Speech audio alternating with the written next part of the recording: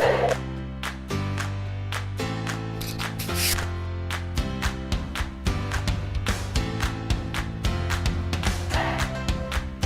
back, everybody. It's another episode of Connect, Share, Prosper. I'm your co-host, Chris Angel, here with your host, Chaz Wilson. Chaz, today we're talking about Now Make Good. Yes, Now Make Good, the title of my second book. I'm working on the third book called Impact, but Now Make Good. Most people are familiar with 5+1. It's based on our curriculum and Master Networks. And that was, of course, the foundational book. But there's a really deep message that comes out of Now Make Good. And so for those who've read it, said, man, I really love it. It spoke to me. It was easy to read. So for those of you who've not read Now Make Good, please go to my website, chazwilson.com, get your copy of Now Make Good. Yeah. But I quickly tell the story of how Now Make Good. In fact, I wear this, for those of you watching, I wear a bracelet that says Now Make Good. I wear it all the time. My kids wear them. I have family and friends that wear them, and you can get your own bracelet if you want to wear them. But it's a reminder, right? It's a mindset reminder of one of my first mentors in life, where I was doing some service work on an Indian reservation, and I just felt like it wasn't for me. Quickly, I felt like I needed to go home. I felt like this just didn't work. I fully anticipated him. Like, look, I mean, I am this pale white kid with red hair. I stick out big time on an Indian reservation, and you know, look, they were hard on me, and I was young, and I was like, I'm here to help, and you want to, you know, give me a hard time. So, right. Listen, I went to my leader and I said, I think I need to tap out. I need to go home. I need to, like, this is in for me. And I fully anticipated a little sympathy to my woes, my challenges, my all this stuff. And he just said, he's a big man, and he about 6'5", 6'4", wow, you know, 300 something pounds, and just big, and probably in his mid 60s, right? Mm. And a lot of wisdom. And he sat me down, and I remember, I just never forget one of those moments. We all have those where it's like life changing. And he said, okay, I hear what you're saying. I'm going to share something with you, and I want you to, I mean, I can still hear it exactly. He said, I want you to burn this in your mind and in your heart for the rest of your life. And I was like, okay, like this seems deep. And he just pierced me through my eyes, just pierced me. Yeah. And he said this phrase, you hired up for a tough guy, now make good. Wow. And I was like, I don't even know what that means exactly. It feels really powerful. And he just said, look, you committed to doing this. No one made you be here. Like, you volunteered to be here. Make good. Wow. Wow. So take a couple days before you decide what to do, and then get back to me. And of course, I just never got back to him. I just continued what I was doing, right? Yeah. That has been burned in my mind and in my heart to now make good. When what that means is when you sign up to do something, you make a commitment, you give your word, you do it. Yeah. Make good on it. And I think that's becoming lost in our society today. I think there's a lot of, I see this all the time. I get to be my own playground for this a lot of times. So I see it with myself. I think my level of personal development is where I get to keep learning this lesson, right? But it is as a business person, I have a vision for something. And that vision requires a certain kind of work to get done. And as I go down that road, there are certain things that are super uncomfortable. Like, I hate details. Details overwhelm me. I feel like they slow me down. And that work still needs to get done, right? Like, it's the now make good on the vision that was in your head. And I think sometimes as entrepreneurs, we kind of turn to, well, I have a vision. It should all be fun, and it should be easy, and it should be whatever. But there is some like work that just has to get done, that we have to make good on if we're going to be responsible for the vision that we had in our head. Yeah. So how do you move yourself to do the things that, you know, like you said, the details? How do you move yourself to do the details? Well, yeah. I mean, I think for me, it starts with a temper tantrum. Right? I'm not gonna, I'm not about it. You can't make me. You can't make me. And I'm having this conversation with myself, which makes it more hilarious. But then I get to the space of like, once I can just like, I think it's okay. By the way, I think it's okay to like vent about it. Just get that out. Like that all that toxic stuff, just let it out. But then you've got to, then you're going to come back and go like, what am I really here to do? What am I committed to? And I think for me, what always brings me back to the work, to making good on the work, is I go, what are my options? What am I going to start something completely new? I know I'm going to face the same lesson. Yes. Like, so I might as well do it, because if I don't do this, I'm going to have to do it some other time with some other project or vision down the road. Yeah. I actually talk about that in great length in the book. So, right. It's like, People, what happens is they hit a ceiling, they hit some plateau of some kind, Yeah. and they think, well, you know what? I'm going to quit working here. I'm going to go do this new shiny thing.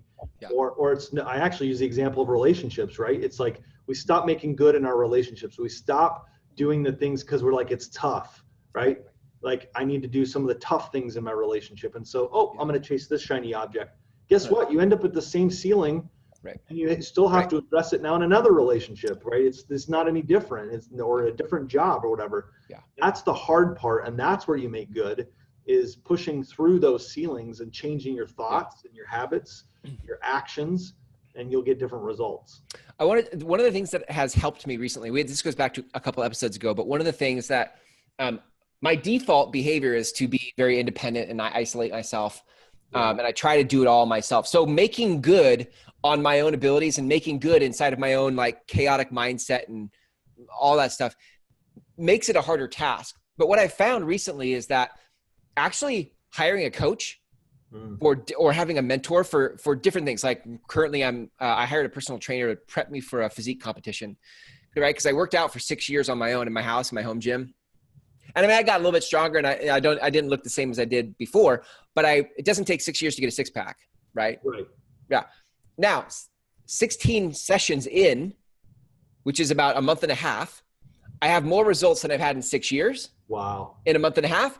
And that's simply because he says, eat this and lift this. It took all the guesswork out of it for me, and it made it a lot easier to make good on my intention for a six pack by simply hiring a coach that told me what to do versus always trying to be better than everybody else and having my own intelligent opinions about things and not being coachable about it. Right. Right. I mean, that's totally it. Like having the ability to open yourself up to somebody who's already, been down that path. And yet we often, especially as entrepreneurs, we think, I'm going to figure this out. Well, don't you think there's probably other people who have? Right. And, I think that was the wisdom with my mentor in saying you hired up for Tough Guy Now Make Good, is he probably knew. Yeah. In fact, I know he has, because we reconnected 20 years after that, which was super cool. This last summer ago. Wow. Is he knew that if I had given up on myself there and then, that would create a habit of giving up on myself and giving in to hard things going on. And if I could learn it at that stage of my life, thank goodness he loved me and cared for me enough to say, look, man, make good on this. Yeah. And that's what mentors do. Wow. If they're truly mentors, right? I mean, if they're really there to help you, and I've had many of them in my life, I've been fortunate in that. And I hope each person listening to this is in the same boat or will look for those people. Right. Is when they care about you, they say, look, it's time to make good on this. You made a commitment, make good on it. And so I'm sure your coach, your personal trainer is not letting you off the hook either. Like they might show you the path, but they're also like tough in in saying, look, this is how you make good on it. Yep. Absolutely. The accountability piece to it, right? Did you work out? What would you eat? I don't know what you report, but I'm sure there's some accountability. It's super easy without that checks and balances of somebody that's in an accountability role. Super easy to then just not make good. Yeah.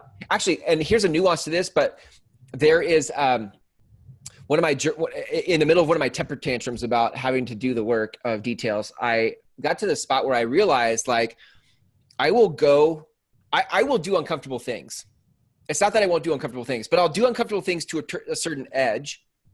And then if it's too painful, I won't go past that edge. I won't make good past a certain boundary, right? So one of the things my wife will always say, like, you're so good at throwing your hat over the wall. So I will just throw my hat over the wall, and then I make myself go get it. But I throw my hat over walls I'm willing to climb over, not over walls I don't. And when I realized that, I was like, oh my gosh, like my entire personal growth has been limited by the wall I've been willing to throw my hat over. Yeah. And I've been so used to throwing it over walls I'm comfortable with and not throwing it over walls I'm not comfortable with that I've limited my own growth. And this is why I keep coming back to this lesson in life, because I haven't made good past this boundary.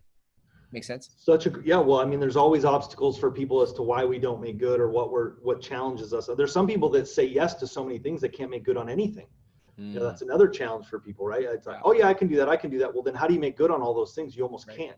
Yeah. It's just self-sabotaging. There's a lot of that stuff I talk about Now Make Good of just how do you make good on these? And what happens is the more you make good, number one, you convince yourself that you can make good on the promises you make. There's so many times, like I see it in business goals, right? Here's my goal. I actually know I'm not going to hit that. So here's my better goal, or here's my stretch goal, or how about you just set a goal and you make good on it? How about that, right? It's like we convince ourselves to back out before we even start. There's so many things that self-sabotage, but when you can make good on things, you create a habit of winning. Yeah. It also allows those around you to know, look, if you say you're going to do something, you're going to do it. And that means so much in a world today that people go back on their word all the time. Yep. Yeah. Well, I think that's why, I mean, all the more reason why Now Make Good is a timely message right now, especially in a world where, my Facebook feed is filled with ads that are talking about how to 5X your return in 12 hours, or 500X your, you could be an overnight success. It's just so many marketers are selling instant results. And there is an element where it just doesn't happen like that. That is just not reality. There is a Now Make Good factor in you putting in the work. So this is a little side trail, and I know we've done a few on different episodes we've done, right? Here's a little side trail. To your point, that what bugs me, and I've changed this now, is that I know I can help somebody be successful. I know I can help coach them because of all the things we're doing, but not when they try to do it in 90 days, right? I didn't do it in 90 days. I can't help you do it in 90 days. Now you could get the results faster. And business is not going to be 90 days. You got results from your personal trainer fast because he shortcut, but you'd already tried to be doing it for 6 years or whatever it was. Yeah, 6 years. So I've actually changed my group coaching that they have to sign a 2-year agreement with me. And they're like, 2-year agreement? I'm like, yeah. How long are you in the long game for this? Because I'm gonna tell you what, you stick with me for 2 years. I got enough people I can show you what they've done over 2, 3, 4 years. I love that. But I don't have a lot that after 90 days, I can show you many results that are just 10X, 8X, whatever. It's almost like it took the first year to get everything in place, and then bam, they had 20X growth. And so I was selling them short by not getting them to commit to 2 years.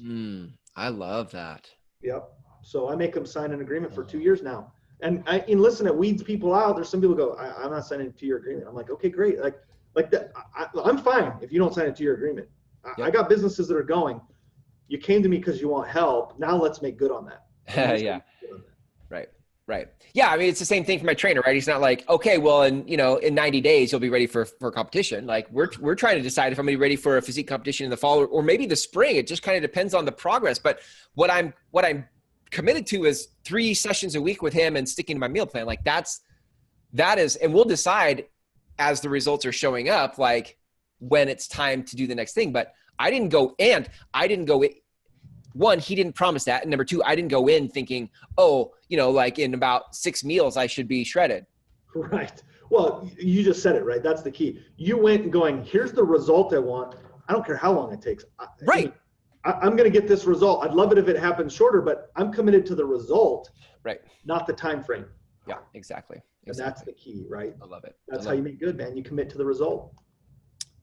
So good. Do you, I normally ask you towards the end of an episode, if people want to learn more about Master Networks, but if people want to learn more about Now Make Good, where can they go? Yeah, simplest, easiest way is chazwilson.com, CHASWILSON, chazwilson.com. Go there. You can get any of my books, any of my coaching, any of that kind of stuff. You get this podcast, you can download it.